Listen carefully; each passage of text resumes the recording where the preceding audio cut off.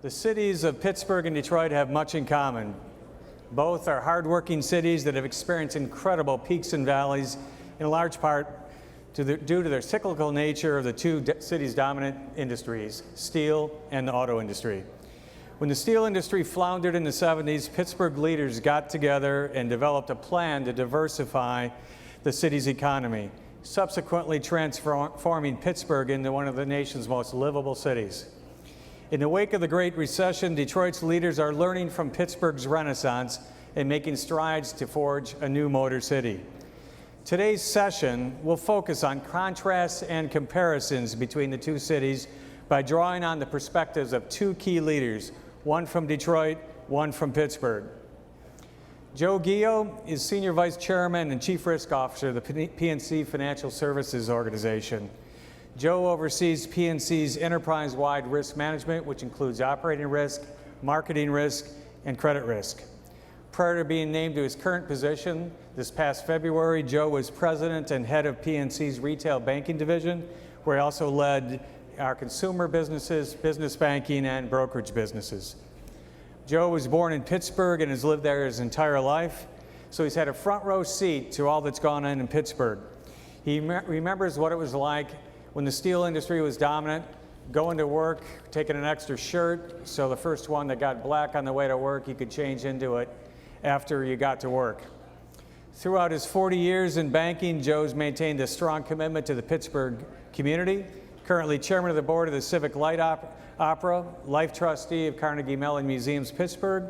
Also, he's on the board of the Pittsburgh Cultural Trust, DQE Energy, and also on Highmark. He's also a director of Duquesne University. The next gentleman I think needs no introduction to this group, and in fact I have his black box right here in front of me, so if anybody needs to do anything later, I got it right here in front of me. Roger Penske.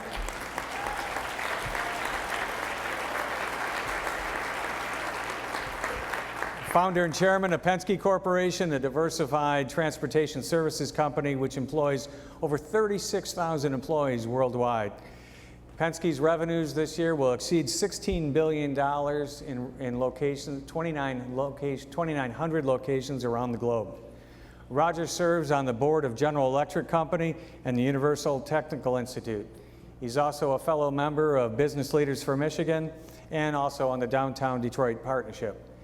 Actually a graduate of a university in the state of Pennsylvania, Lehigh, in 1965. He was an IndyCar driver until he decided to focus on business. With that said, the Penske organization has won 15 Indianapolis 500s under Roger's leadership. A Detroit icon and also a drawback into Pittsburgh. He did run Super Bowl 40, and I think that was a very good, successful outcome for the great state of Pennsylvania, especially Pittsburgh. If we could do that again, it'd be great, Roger. Our moderator today is Tom Walsh from the Detroit Free Press. Tom's worked for the Free Press since 1982. He was a city desk reporter, a bureau chief, and most recently got to ride around the track for this coming race with Roger and basically lived to tell about it. Tom is a member of the Board of Governors of the Society of American Business Editors and Writers, and also a Jefferson Fellow in the Pacific Rim Studies at the East-West Center in 1990. A native of Chicago, he graduated from Purdue in 1972 with a Bachelor of Science degree in Industrial Management. In 1998, he completed his master's degree from our own Walsh College, so I'm sure that would make Stephanie Bergeron very happy. Tom, all yours.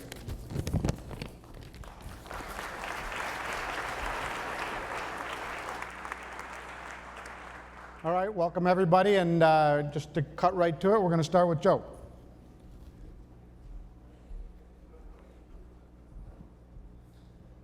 Good afternoon. It's certainly a pleasure to be here. My first trip to the island. I have to say, you know, being born and raised in Pittsburgh, they used to say if you wanted to live in the past, come to Pittsburgh, because everything happens 10 years later. This is taking it to a whole different level. So, but it is an intriguing visit to the island, and I'm pleased and would like to thank the Detroit Chamber and others for inviting me here. I'm looking forward to sharing with you thoughts about what we've been up to in Pittsburgh And I'm sure we're all looking forward to, as I am, to hearing from Roger about where things are headed in Detroit.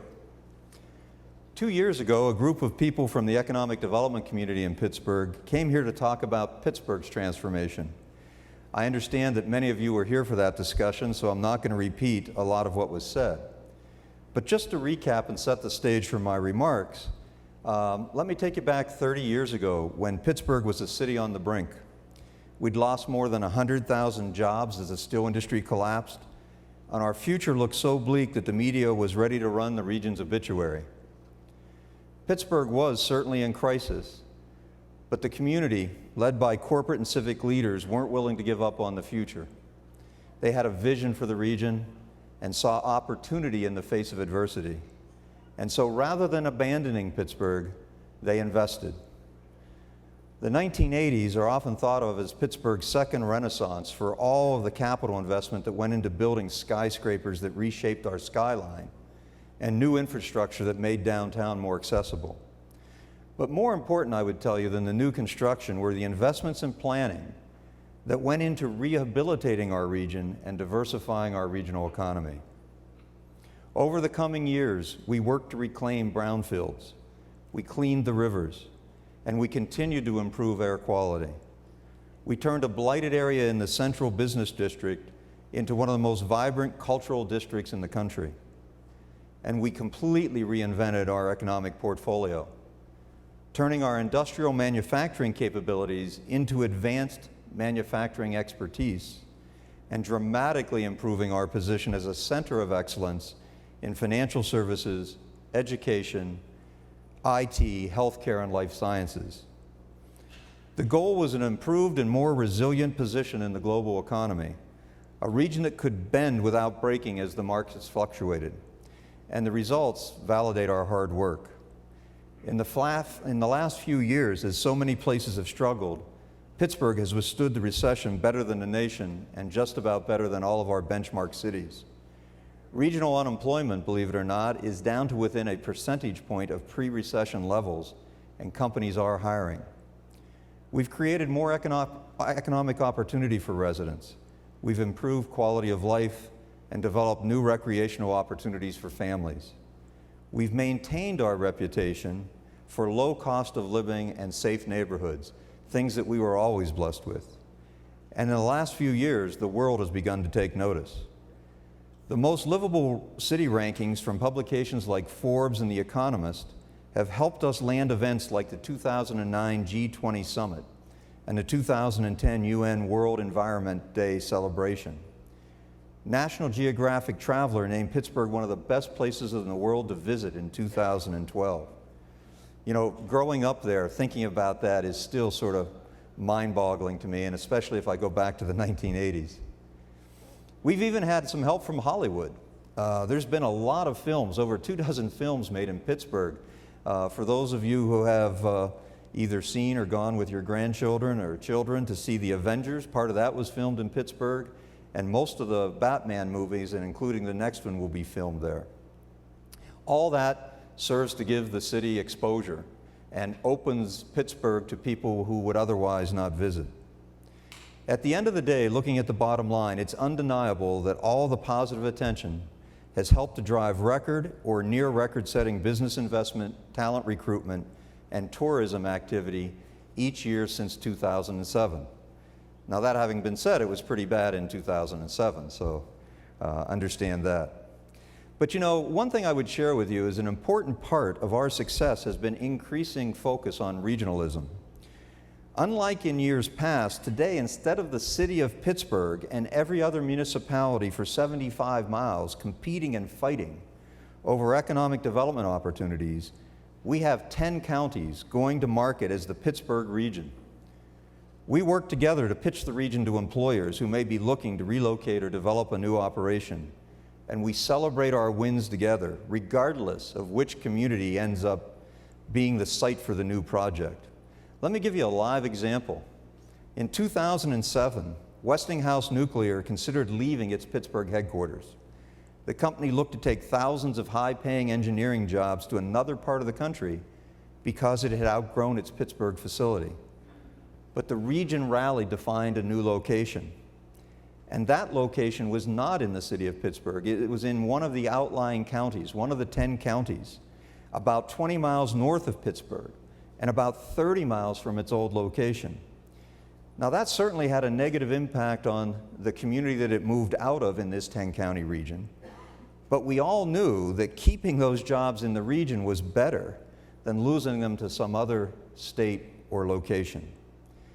That's regionalism at work, and that's one of the many examples that has allowed us to continue. We're also leveraging and investing in innovation to nurture startups coming out of the technology centers. We're blessed with Carnegie Mellon University, the medical labs at the University of Pittsburgh, the entrepreneurial incubators that have become an important part of our regional economic development model, many of which, by the way, are housed on the brownfields that we reclaimed during our darkest hours. Meanwhile, we continue to make major investments in infrastructure for commerce and to improve the quality of life.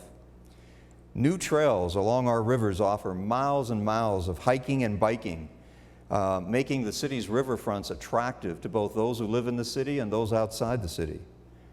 New parks have been built throughout the city to create more green space in and around downtown. All of these things have made Pittsburgh a more desirable place to live, work, and play. And they all come from the vision and the partnership of the region's corporate leaders, not-for-profit stewards, and elected officials.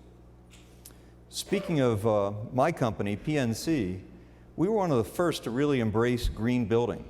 Our downtown operations center was the nation's largest corporate green building at nearly 650,000 square feet when it opened in the year 2000. 12 years ago, before being green was popular.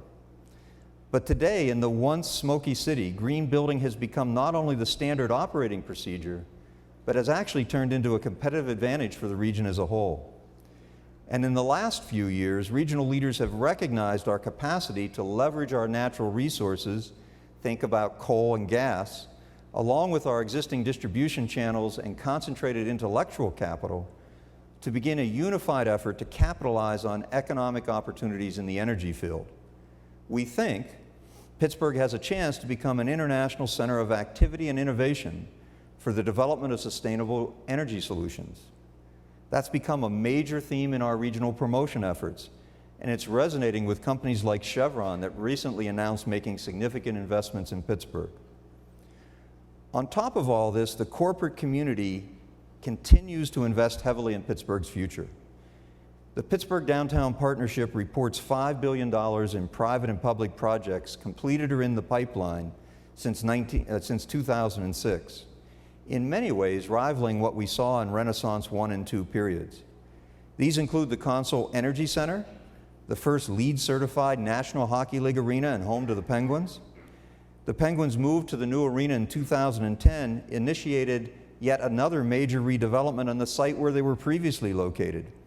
And it's intended to be new mixed-use development that will help better connect the city's uptown residential neighborhoods with the downtown business district.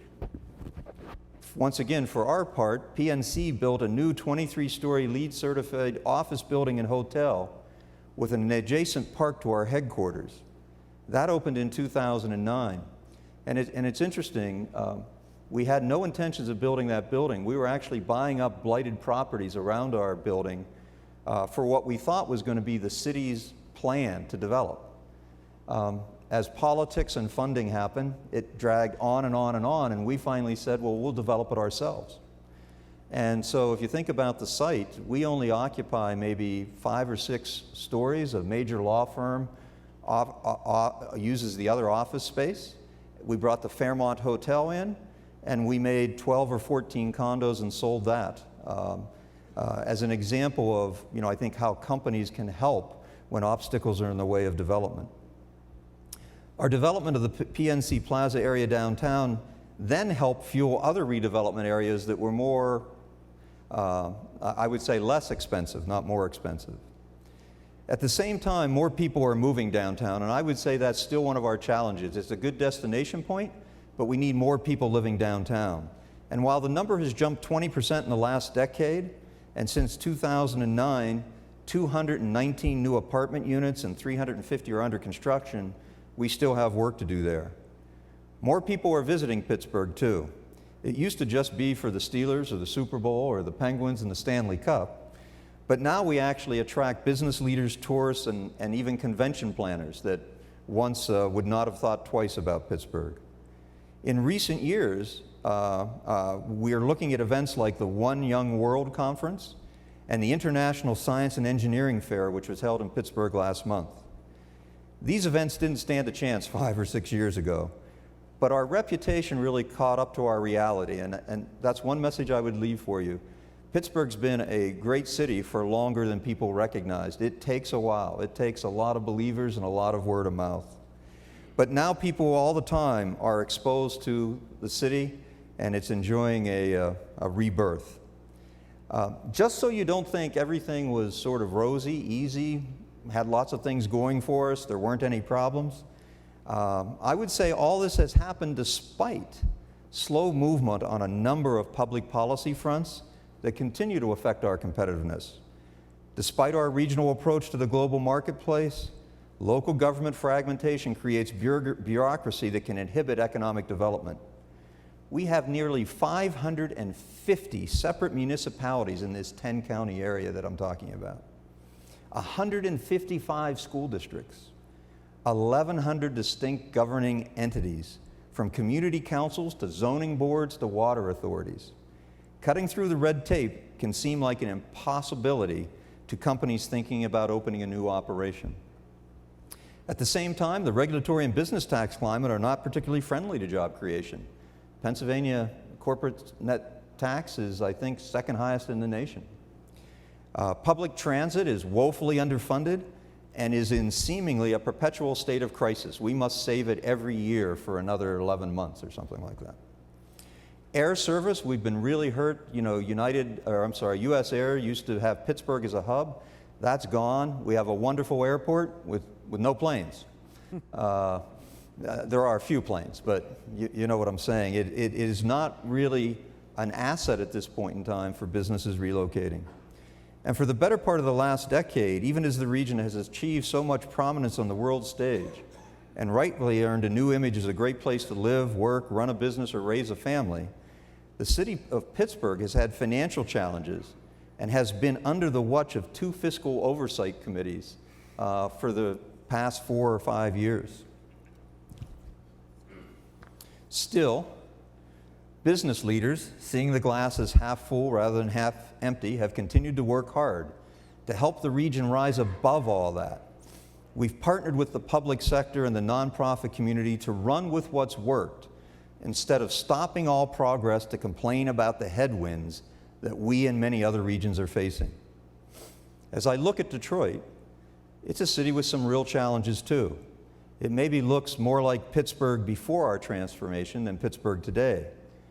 But speaking for the leadership at PNC, which includes a lot of people who have been a part of Pittsburgh's comeback story, I can tell you we see a brighter future for Detroit because of the positive attitude, vision, and will to make things better that are characteristic of people like Roger Penske and his peers in the Detroit business community. That's why PNC is investing in the future of Detroit and across Michigan through community building programs like PNC Grow Up Great and many others. It's why we're building a presence for our brand in the market. It's why, in fact, for us, Detroit was the #1 large growth market for our business in the first quarter of the year. And we think it's a sign of both the opportunity for our company and the potential for greater economic prosperity throughout the region. We believe there are better days ahead and that Detroit, like Pittsburgh, will make an incredible comeback story. PNC is in Detroit, and I'm here on behalf of PNC because we'd like to be part of that story. Thank you.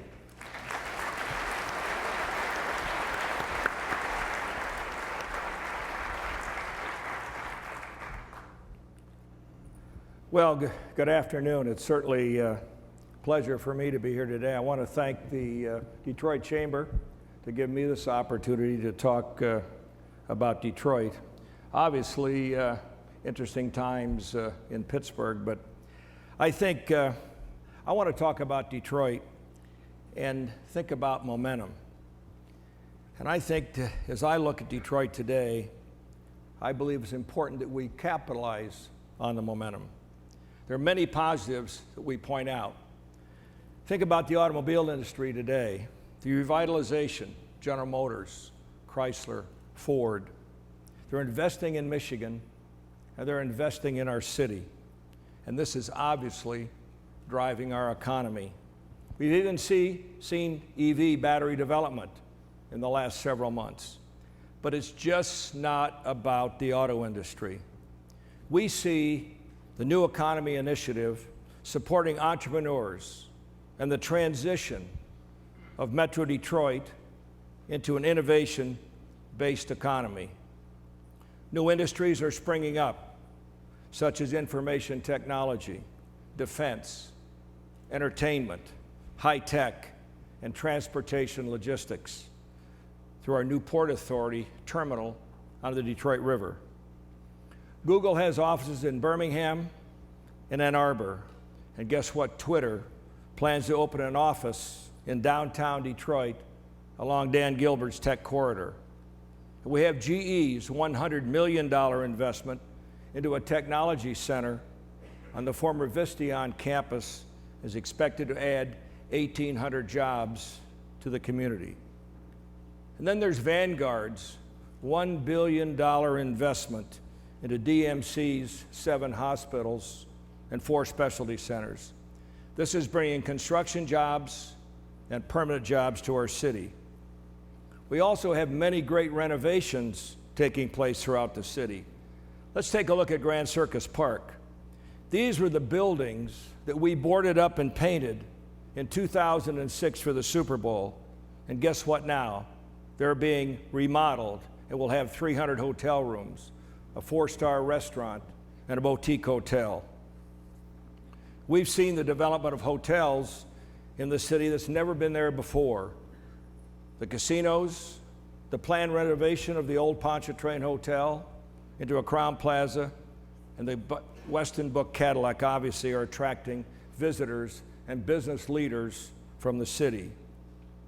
Renovation of the Cobo Center is a key step in retaining and attracting major convention business to fill hotels and restaurants, and in my opinion, shows the partnership on a regional basis can get it done.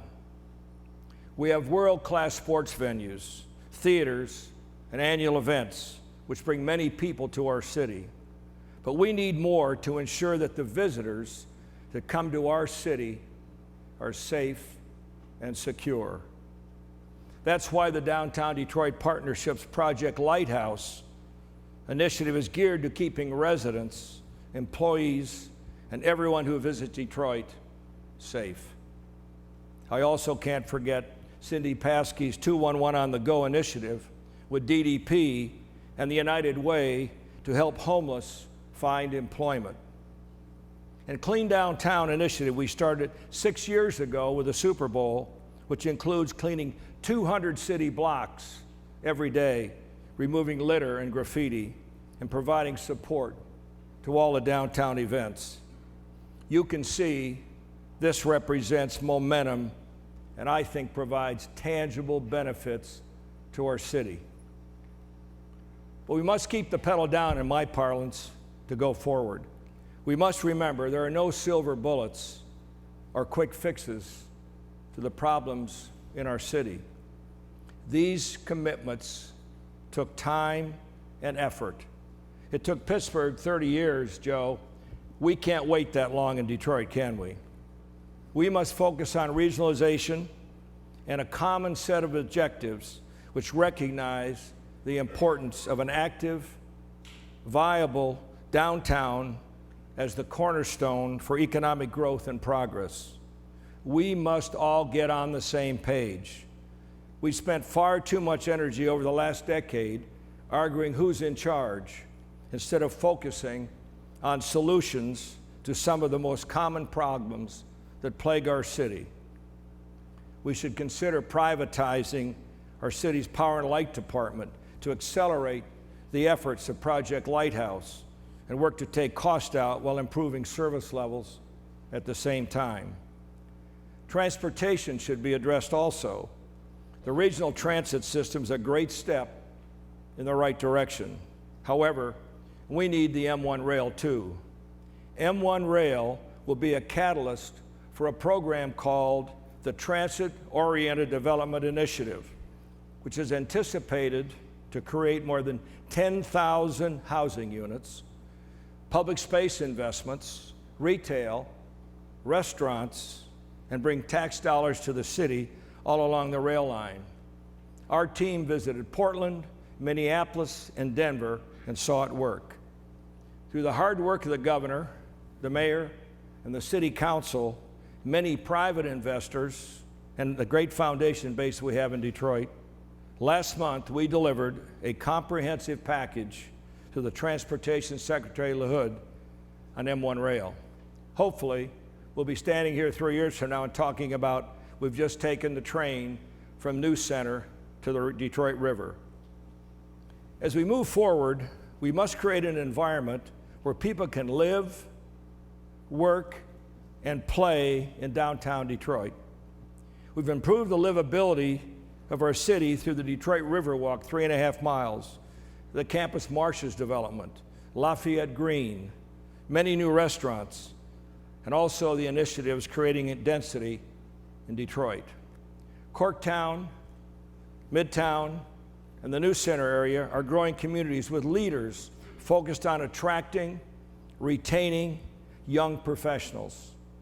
We have seen a 59% increase in college-educated residents under the age of 35 in the last decade. But the concern I have is how do we retain more of these young professionals who are graduating from our great universities? We need to figure out a way to stop the talent drain and give graduates a reason to stay in our city and the state of Michigan. Major companies are bringing their employees to Detroit. I take my hat off to Dan Lepp at Blue Cross Blue Shield of Michigan and the efforts of CompuWare, DTE Energy, General Motors, Quicken, Chrysler, and others for bringing more than 9,000 jobs to the city of Detroit in the last 24 months. I have never personally seen a more commitment from foundations and individuals all working to drive Detroit forward. However, we need to ensure that they have a seat at the table. I'm saying they have a seat at the table too, working hand in hand with the city leaders. Finally, I'd like to touch on downtown as a playground. We have great sport venues. We've hosted many events like the Super Bowl, the Final Four, and the Frozen Four. But we need more events that have date equity to drive what I call repeat and referral economic benefits for the city of Detroit. Think about the impact of the North American Auto Show, where over 6,000 journalists from 60 countries visited our city in 2012. Over 700,000 people visited the auto show. Over 12,000 people visited the charity preview and generated $3 million for children's charity. As many of you know, we almost lost this big event a few years ago because of lack of regional alignment and cooperation. However, I was pleased to see that the Detroit area automobile dealers signed a multi-year deal with Kobo to keep the show in our city. And guess what? Today, we have OEMs who backed out 2 years ago that are in line wanting to get back. So you can see what happens. This is a major date equity from the standpoint of our city. That's why I believe hosting the Chevrolet Detroit Belle Isle Grand Prix is so important to our city and the continued revitalization of our area. It's a repeatable event, and guess what? It'll bring vibe to our city. We expect over 100,000 people to visit Belle Isle this weekend. The race will fill our hotels, it'll fill our restaurants, and will bring in over $50 million worth of economic benefit to our city in one 3-day weekend. This also allows us to showcase our city with over 5 hours of national television over the weekend. That's priceless exposure for our city.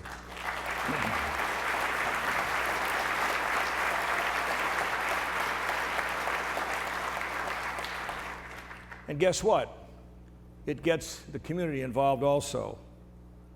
Numerous programs are underway that use the race as a linchpin, such as PNC Bank's, thank you, Joe, for their support, what we are calling First Gear program. This program is designed to stimulate careers in science, technology, engineering, and math through real applications in motorsports. The First Gear program this year will host over 500, I said 500, Detroit Public School kids, fifth graders this weekend. And they'll encourage the,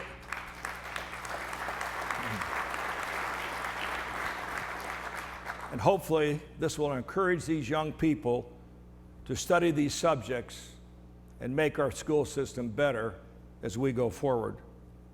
Joe, many thanks to the team at PNC for that support. It's terrific, and also partnering with the Grand Prix.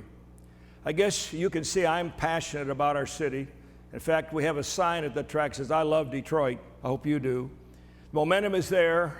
I think we have real opportunities. The private sector is working as hard. We have risk takers moving their business downtown, taking these risks. And once we get the political environment right, and we get the economics, and I see the governor talking about getting our oversight committee back in gear, or getting in gear, I think that's right. We can't wait.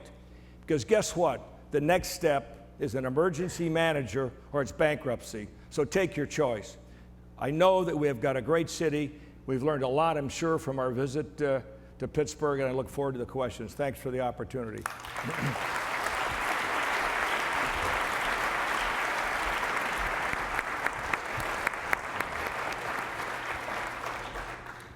Great job, guys. I'm gonna ask them each a few questions here, and then we'll take a few audience questions before we bring out some special guests as a treat in a few minutes.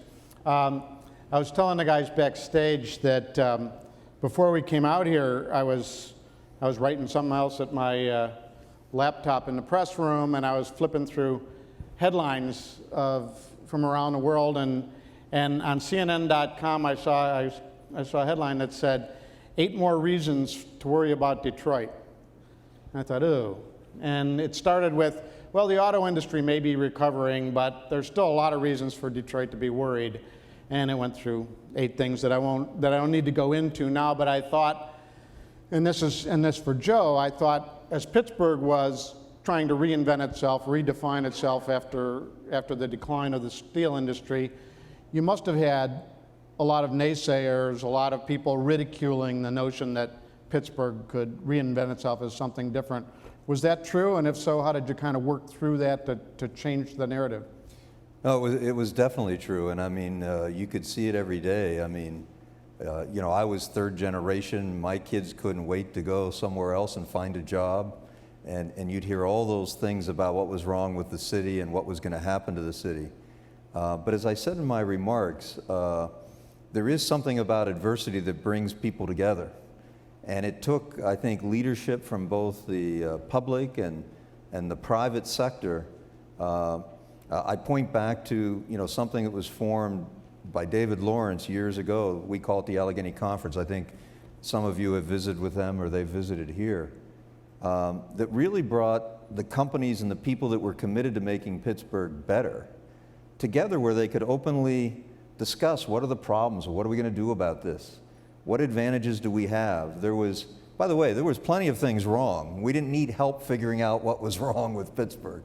Where we needed help was people with the energy and the passion to focus on things that were right with Pittsburgh, and how could we build on those. But it was a long, difficult process, and not everything you try is successful. That's why I think you have to stay committed to the ultimate destination, not any one project or any one thing, because there will be difficulties along the way. But at the end, I think that's what pulled us through. And by the way, my 2 children are now back in Pittsburgh with my grandchildren, so it's had a happy story for me too. Well, staying the course and working through the traditional fault lines in the community is I think, been a failure of Detroit's over the years. We've gotten bogged down in all of the usual stuff, be it labor management, city suburb, race, and to coalesce around a unified vision. Where are we now, Roger, do you think, on the arc of sort of working through some of that stuff, getting better at collaboration and getting past those fault lines? Well, I think number one, that we've all realized its reputation, and also we have to have a financial stability in our city. And to me, what's happened, I see the business community, the foundation community working in partnerships with the city. The events, the things like the Riverwalk are partnerships. Certainly as we look at the things that we're trying to do with the Detroit Downtown Partnerships and Invest Detroit, what's happened is that the private sector has said, let's go forward. And to me, once we get the political situation handled, and I know that we've got lots of issues there, and I see them every day, but I see a core group of people, Tom, in our city, working together, and I think the governor has given us an umbrella with the ability with this group of financial experts that we're going to have working on this consent decree to make a difference. But what has to happen, we must have metrics, we must have goals, and we've got to have deliverables. Because if we don't, we'll be right back where we are before. We all have to get on the same table. And there's no question that as I saw over the years, this last decade, I saw the counties moving away from the city. I see them coming back together. Cobo was a perfect example. And I think when we think about leveraging assets, let's leverage the state police. Let's leverage the sheriff's departments in these counties along with the city, and we can have a safe and secure city. So I see these types of partnerships being so important to us as we go forward. Joe, when Pittsburgh started to make progress, and you got a few victories under your belt in terms of changing the narrative, how did you stop complacency from setting in, saying, okay, we got it fixed now? I don't think complacency was even a problem today, by the way, because I think there's still plenty of issues to tackle, but I think it is this notion of having the commitment and the forum to discussing how things are going and how they could be better. I mentioned in my remarks that one of the things that we're working on and haven't had much success is getting more flights in and out of Pittsburgh for the business community, right? We get lots of complaints of you can't get from Pittsburgh to anywhere direct, you have to stop. So I think there's been plenty of those things, but the one thing I would say based on your question is, boy, when you get a few victories under your belt, you really feel like you can achieve more. And I think that for the people involved, as you saw small and large victories, it really brought more people into the game, more energy into the game, more money in, and it starts to build on itself. And so I do think that those early successes that we had really had a lot to do with the future successes and keeping the momentum going. And as I said, because there's always somebody getting elected every year, there's enough problems that somebody brings up during the election campaign, right? So. Let me cut now to some of the questions from the audience. This one's for Roger. New downtown investment is great, but Detroit won't come back until the neighborhoods are improved. What needs to happen to accomplish improved neighborhoods? Is it about safety or safety and education? Well, I think number one, from a safety perspective, one of the first things we have to do, we have 60,000 blighted homes and buildings in the city of Detroit. And guess what? These house problems. The first thing we have to do is get money from the state and the federal government to tear these down. And I'll tell you a story. When Cockrell was the interim mayor, we were trying to take neighborhoods around schools and parks and tear down these buildings. The city didn't have the $10 fees in order to turn off the electric and gas. These are the things that we have to deal with.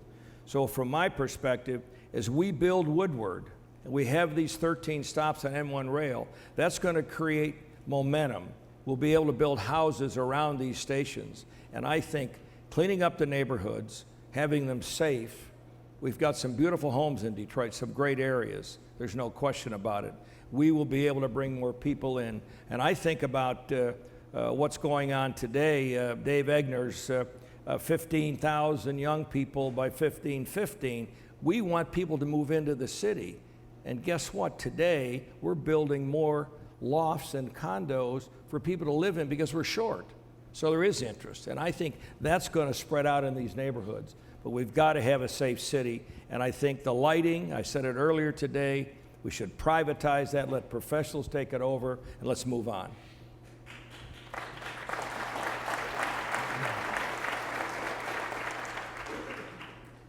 Joe, can you please discuss what best practice activities were successful in Pittsburgh that maybe could also apply to the unique dynamics of the Detroit region? Well, you know, I think every city is a little different, but, you know, I've had a number of visits to Detroit and Michigan at large. By the way, I've never had a bad visit to Detroit, so Good. If I didn't read the papers, I wouldn't know that you were having all these problems, right? But I do think, you know, I keep coming back to this notion of you've got to build momentum. You have to have leadership from a number of sectors. And let me just mention, because I've mentioned a couple times about the Allegheny Conference and how important it was as the business community coming together. What I should note is it's 300 CEOs. It's not the top 4 CEOs. I think of it almost like if you were doing a fundraiser, you know, you have your lead gifts, but to be successful, you need all those small gifts.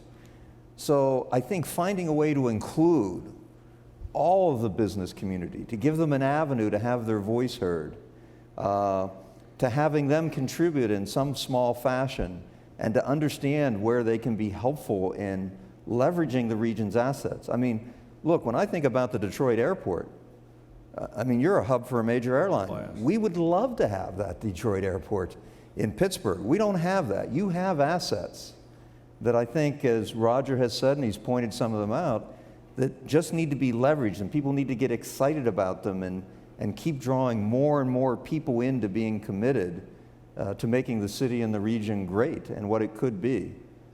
The other thing that I would say is, in Pittsburgh, and I keep saying Pittsburgh because I've been there 60 years, right? There was this notion of a willingness of people to make sacrifices for the city and for the region. Not to necessarily make less money in the long run if you were a business, or to throw money away if you were a foundation, but to really give things a chance. And you know, Roger and I were talking earlier, he calls them the risk takers. I think in Pittsburgh we called them the true believers. But you need people that are willing to sort of do what it takes to give dreams and ideas a chance to incubate, so that others will then, you know, jump in and take it to its next natural level. This next question sort of goes to that next level, with much of the focus among the true believers, and then the large organizations that are sort of leading the pack, be they auto, IT, banking. How do small businesses then find a place in the new Detroit economy? How do you get them engaged? Well, to me, you know, one of the great things today is real estate is cheap. Look at what the Detroit Growth Corporation, Economic Growth Corporation, has done. I think they have $645 million worth of projects that are in play. There are incentives for young people to build businesses.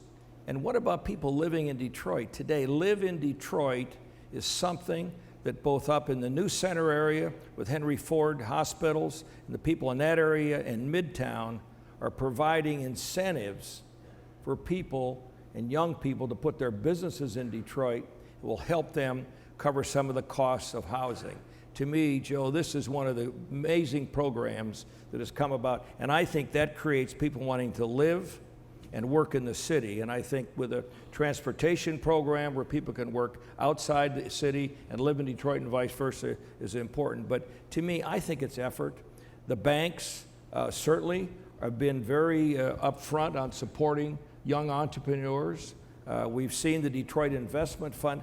Dave Blaskowitz knows many people have gotten the benefit out of that. So if you want to, you can knock on doors in Detroit and you can open up a business.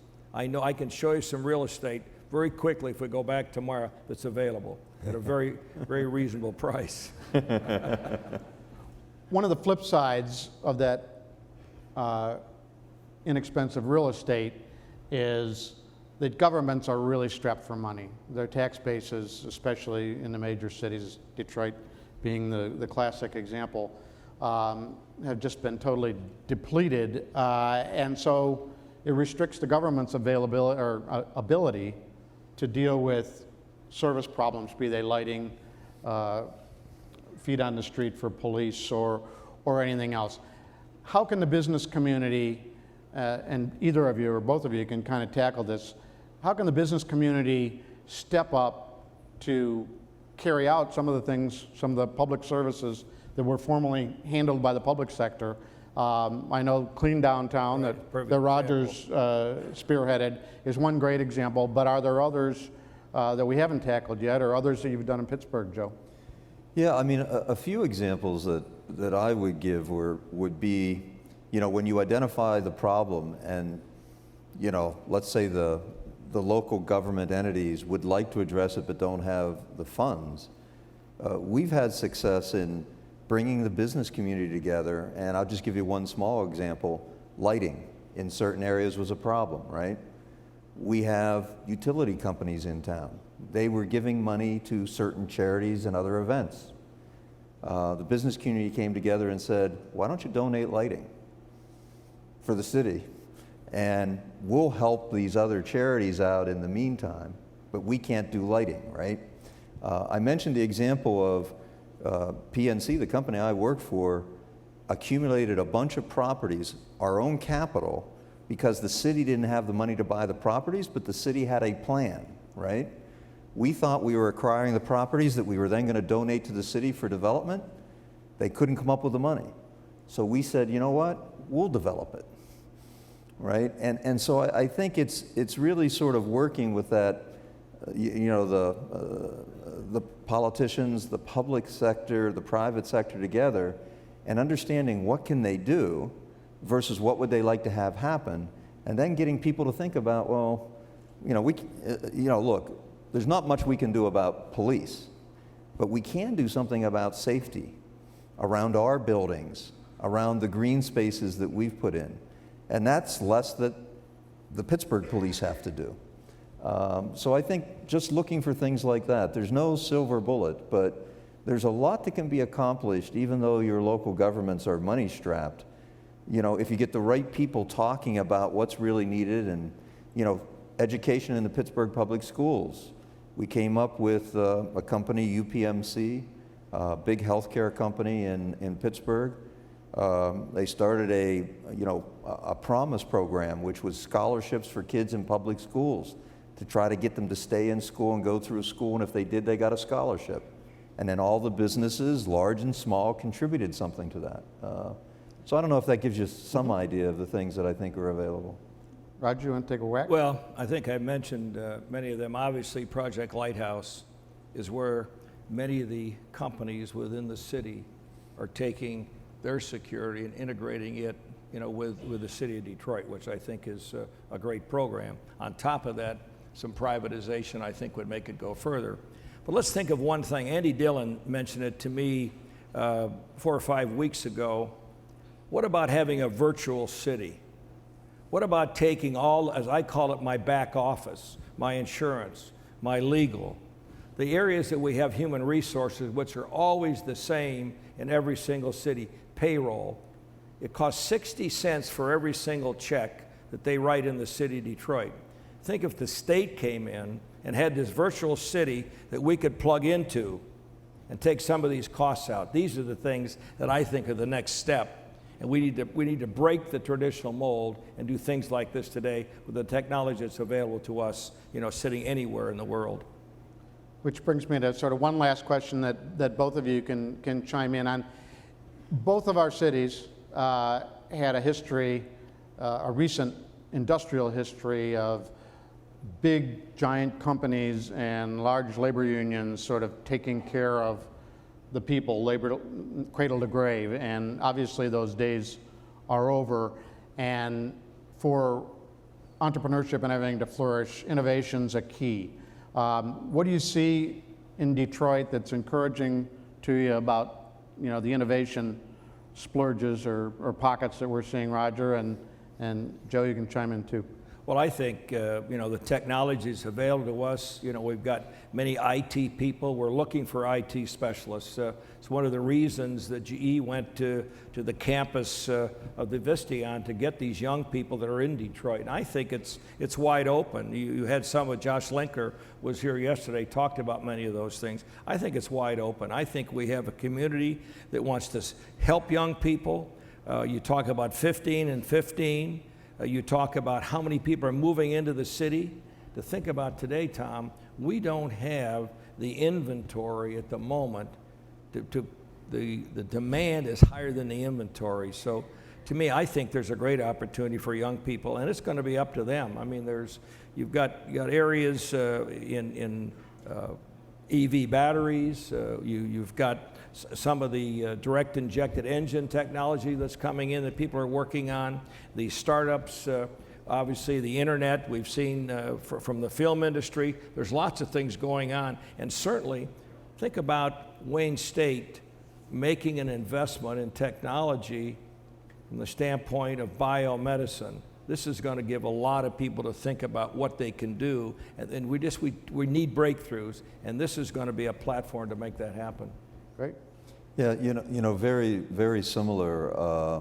When I look at innovation in Pittsburgh, you know, a couple things strike me. First off, because of the medical center community, it's amazing to me all the sort of innovation around medical practices, devices, so on and so forth, small companies, large companies that sprout up around Pittsburgh. The other thing, we're blessed, I'm sure as Detroit, Michigan is, with some great universities, but Carnegie Mellon in particular. You know, Google's on site, lots of companies, they're hiring kids straight out of Carnegie Mellon's industrial engineering and other practices. It's sort of in fact, we're going into a partnership with them to create sort of an innovation for financial services center. So there's just some things there, and then those startups, but more importantly, access to capital.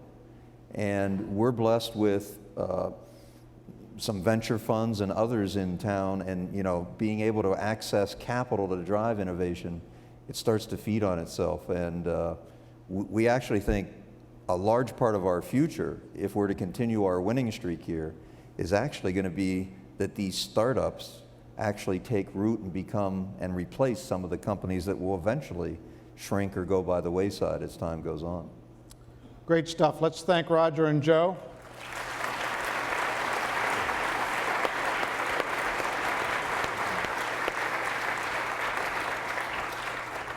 And now Roger, whom we think of as sort of a celebrity around here, is going to bring out a couple other real celebrities here to give us a little treat and, and preview. Tom, thanks. As you know, we have the Grand Prix coming up this weekend in Detroit, and we talked about 100,000 visitors on the island. Well, what I did, I brought up 3 great drivers, and I was hoping to bring the Indianapolis 500 winner, but I can tell I was a loser this weekend, and I don't like being a loser. But anyhow, I've got 3 great drivers to bring up here and have a chance to talk to them. But before we do that, we've got a video. Let's take a look at our video.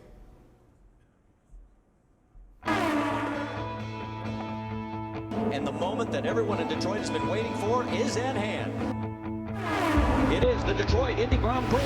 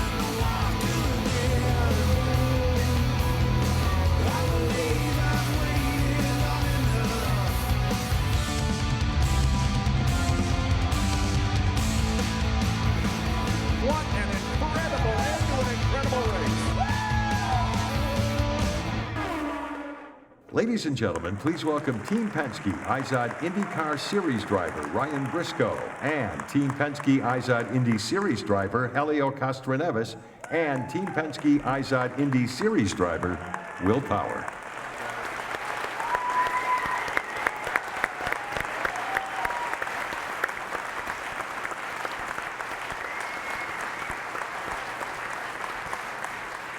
You can tell our drivers, just look at them, they're in shape 4 or 5 hours, I guess, every day. But let me ask you guys a couple of questions. And Elio, I'll go to you. You know, Elio won the Indy 500 3 times, so we got a real champion here.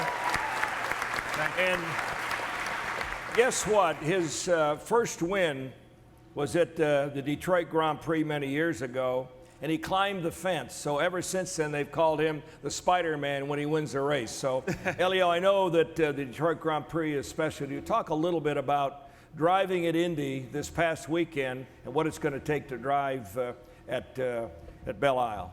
That's right, Roger. Well, I'm suspicious to talk about Detroit because it's a very special place for me. It was my first ever win in IndyCar Series. And I've been coming here since 1997, 1996, and I can see how big of a change, you know, since Super Bowl, how clean the city is, how engaged everybody, especially in downtown.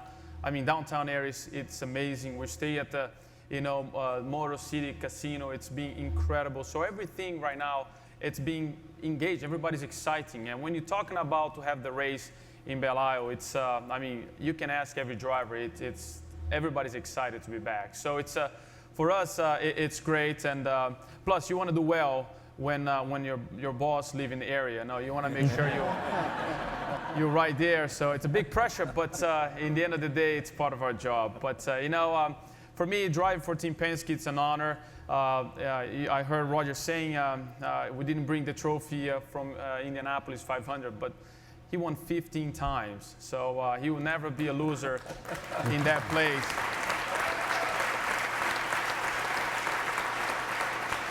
And certainly for us, being part of his team, going out there, Indianapolis is such a fast place. We're talking about going over 220 miles an hour.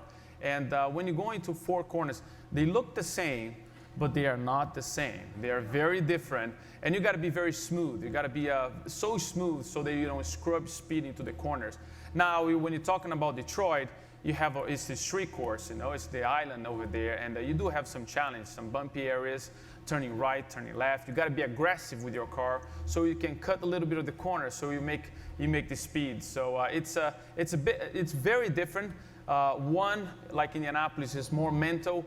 And in actually Detroit, it's more physical. So, but at the end of the day, they're a lot of fun. They're great, especially when you visit the Victory Circle. So hopefully we'll be able to visit the Victory Circle. If it's not me, I hope it will be. But it can be Ryan or Will. So thank you very much. Thank you, Elio. Ryan Briscoe. Ryan, as you know, sat on the pole and turned a lap average of almost 227 miles an hour at Indy this month. Led a number of laps, so we didn't finish 5th, so we had the best finish of a Team Penske member. But talk a little bit about, we all go to work and we get ourselves ready for our jobs, but from a physical conditioning perspective, what do you guys do every day to get yourself ready to race? Thank you. We just came off the Indy 500. It was almost 100 degrees out there. Very physical, very different type of physical than what we're going to experience here on Belle Isle though this weekend. But I think we've all lost weight after the race, and we're still trying to hydrate and put the weight back on. But these Indy cars, they're very physical to drive. We generate most of our grip from the wings, which are basically the opposite to an aeroplane wing. So we stand them up, basically almost vertical around this track in Belle Isle. So the faster we go, it's just pushing the car down onto the ground.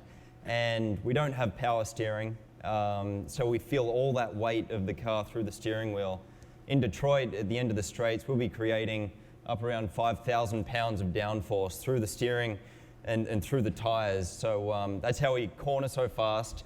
That's how we do almost 227 miles an hour around Indianapolis. But our training regime is pretty intense. It's basically our full-time job away from the racetrack. And Will and I, we live down in North Carolina. That's where Penske Racing is headquartered. Penske Racing has a full-time gym facility. They have trainers there, and we train every single day, much like a triathlete would. It's a lot of endurance, cardio activity. We cycle, we run, and but also a lot of upper body strength because the steering is so heavy. So it hopefully the work we do off the track, it pays off on the track. You can't make mistakes because the races are long. The race on this weekend will be up around 2 hours and intense the whole way. So we're hoping for a good one. I just want to add, talking about Detroit and everything, we are so excited about coming back. We've got Chevrolet back in the series this year that we're powered by, and we're so excited about that. My car is sponsored by Hitachi, and their national headquarters is here in Detroit. So we're really happy to have these partnerships, which are all Detroit-based. So we're excited to be back here in the city. It's great, the passion that Roger puts into the race. It's been he's been itching over the last few years not having the Grand Prix, and we want to have it stick around for years to come. So thank you all. Give Ryan a big hand.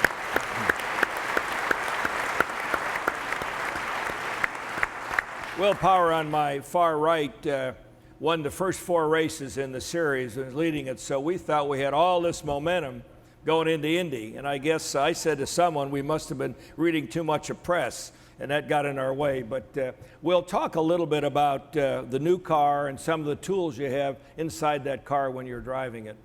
Yeah, thanks, Roger. Yeah, unfortunately, I crashed out halfway through, so I didn't lose as much weight as these guys from the Indy 500, if I look a little bit fat. That wasn't your fault, by the way. It wasn't your fault. It wasn't my fault, no. Someone spun, and yeah, it was a nasty accident, but I was okay. But yeah, there's a lot of technology in these cars. The steering wheel alone cost $20,000, so I didn't damage that in the crash, luckily. Thank you. That's all that was left. That was about it. I got out and I still had the steering wheel. But we have a lot of information on the wheel. It's got the clutch. It's a hand clutch actually, so you've got to coordinate your foot and your hand to get out of the pit box. The shifters, you got your shifting paddles on the steering wheel, and you have a lot of information. It's like a computer. You have your fuel mileage, lap count. You have lights for your rev counter. And you have a lot of switches, controls on there, which you can pretty much, you got to memorize and do them by feel, because you don't want to put your head down at 220 mile an hour, because every second you're traveling a football field. So by the time you've gone like that, you've gone a couple of football fields down the way. But, we can actually adjust the car on the steering wheel. You've got buttons that jack weight from wheel to wheel. So if the car's not handling well, you can jack weight to the inside front wheel, which will make it turn better. Or if it's, if it's loose, you can do the opposite. So, that's a really important part of the car. So you've got your, communication center there. You got your radio, pit speed limiter, all sorts of stuff. Like Ryan said, he was talking about the downforce. We do a lot of work in the wind tunnel with these cars to create more and more of that downforce to suck it to the road, because that gives it its grip. And anything over 100 mile an hour, you could drive this thing upside down. That's how much grip it's generating. It's crazy. And we're running a Chevrolet engine. It's a twin turbo V6, 2.2 liter. And like Roger said, we won the first 4 races. So I think coming out of the box, Chevy having not been in the series for probably a decade, it was really impressive. And it's great to work with these guys. And it's awesome to be racing here in Detroit and having Chevrolet engines. So hopefully we can have a 1, 2, 3 this weekend. That would be nice. That's always.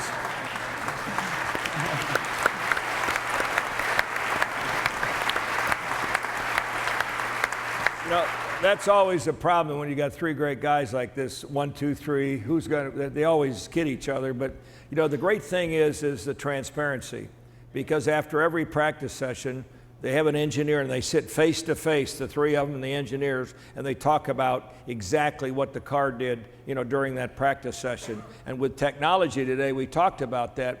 We know where that car was on the racetrack every 1/8 of an inch. So we know what the downforce was the front down, was the rear down, what gear you were in, what RPM, so they can look at these traces to know, well, geez, you got in that corner deeper. So they can start to look at where one might be better than the other. So they really use each other, really as someone to help them move faster down the track. But this weekend, we start on Friday with a free day for everyone in the city of Detroit to come, the kids. We talked about fifth gear. Thanks again, PNC, for that. And what's going to happen will be a great open weekend. We've got the corporate community. I would say I saw this emotion when we had the Super Bowl, but I've never seen people step up the way they have this past few months. And Bud Denker should be here to take the applause because he's really the one leading this effort. To see the support from the corporate community, obviously Chevrolet and General Motors are doing a great job helping us there, but we're going to have a number of races over the weekend. We talked about the TV, and it's going to be on ABC on Sunday for 3 hours and on Speed on Saturday. So we're going to showcase our great city and our great state. And I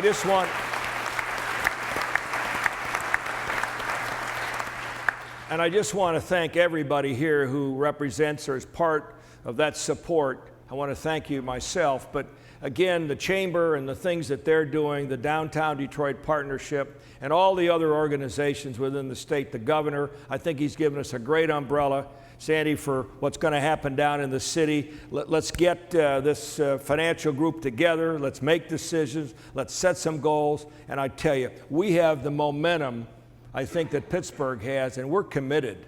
And we are risk takers, and that's why we're down there. We want to see our city be successful. So thanks for the opportunity, and you'll see one of these guys in the winner's circle, I hope. Thank you.